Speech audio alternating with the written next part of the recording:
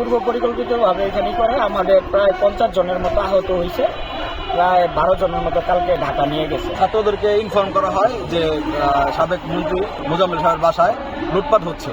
এখানে শিক্ষার্থীদের আহ্বান করা হয়, 30-40 জন শিক্ষার্থী সেখানে যায়। যাওয়ার পরে তাদেরকে সেখানে পরিকল্পিতভাবে চতুর্দিক থেকে ঘিরে ফেলে দেশীয় অস্ত্রশস্ত্র সহ এবং তাদের উপরে অ্যাটাক হয়। পাওয়াল বদর আলম কলেজের সাধারণ শিক্ষার্থীরা আমাদের একটি বিভাগীয় পিকনিক ছিল কক্সবাজার।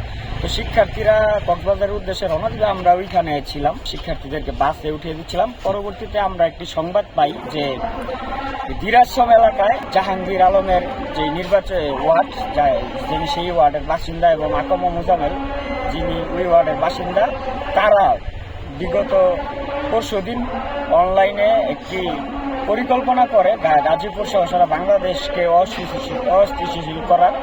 সেই পরিকল্পনা মাফিক তারা বিভিন্ন এলাকায় যে ডাকাত সেজে যেভাবে হামলা করেছে, সারা গাজীপুরে ডাকাত সেজে এবং শিবিরকে যেন কিংবা অন্যান্য সংগঠনকে ব্লেম দেওয়ার জন্য দাড়ি টুপি পরে তারা রেডি হয়ে বিভিন্ন বাড়ি ঘরে ডাকাতি শুরু করতেছিল। সেই সব খবরটা কিছু শিক্ষার্থী পেয়ে ওইখানে সাথে সাথে মুভ করে।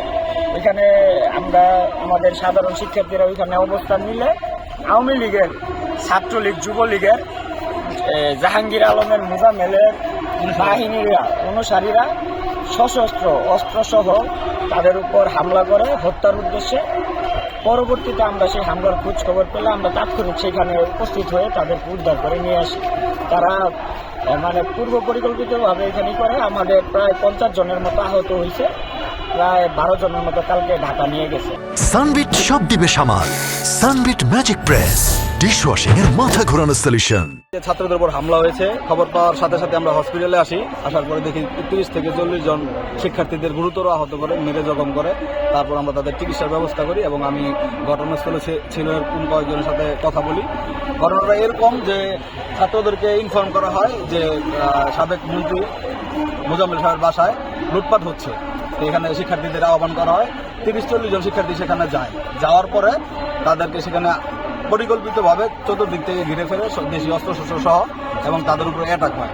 এবং এদেরকে অ্যাটাক করার পরও আবার ফোন দিয়ে আরো ছাত্রদেরকে জানায় যে ছাত্ররা আটকা পড়ছে, আপনারা আসেন। এরপরে আবার আরো কিছু ছাত্র সেখানে যাওয়ার পরে তাদের উপরেও অ্যাটাক হয়। এই হচ্ছে মূল ঘটনাটা, অর্থাৎ আওয়ামী লীগ এটা পরিকল্পিতভাবে করে। আমরা স্পষ্ট ছাত্র জনতার পক্ষ থেকে এবং শিক্ষার্থীদের প্রতিনিধি হিসেবে স্পষ্ট বলতে চাই, গাজীপুরের মাটিতে ফ্যাসিস্টের যে সব দোষরা এখনো দিনের আলোকে দিব্যি ঘোরাফেরা করছে, তাদের ব্যাপারে 6 মাস হয়ে গেল কোনো ধরনের বিচারের বা গ্রেফতারের পরিকল্পনা আমরা দেখছি না। প্রশাসন নীরব, তাদের নাকের ডগায় কিন্তু আওয়ামী লীগের লোকজন থাকছে। আমরা স্পষ্ট বলে দিতে চাই, এখানে ছাত্র সমাজ এখন আন্দোলন করতেছে, বিক্ষুব্ধ জনতা ডিসি অফিসের সামনে। 24 ঘন্টার ভিতরে যারা এই হামলার সাথে জড়িত তাদের গ্রেফতার করে আইনের আওতায় আনা হবে। গতকালকে সাধারণ শিক্ষার্থীদেরকে একটি ট্র্যাপে ফাঁদে ফেলে তারা মোজাম্মেলের বাড়িতে তারা একটা গোপন বৈঠকের মাধ্যমে একটা গোপন তৎপরতা চালিয়েছে, যেখানে সাধারণ শিক্ষার্থীদেরকে বলির পাঠা করেছে। আমরা দ্রুত তাদের গ্রেফতারের দাবি জানাচ্ছি। আমরা শুনতে পেরেছি এখানে যৌথ বাহিনী বলেছে তারা অপারেশন ডেভিড হান্টার পরিচালনা করবে। আমরা চাই প্রশাসন যেন দ্রুত সময়ের মধ্যে এই সমস্ত আসামিদেরকে দ্রুত গ্রেফতার করে আইনের আওতায় আনে এবং তাদেরকে উপযুক্ত শাস্তির ব্যবস্থা করে।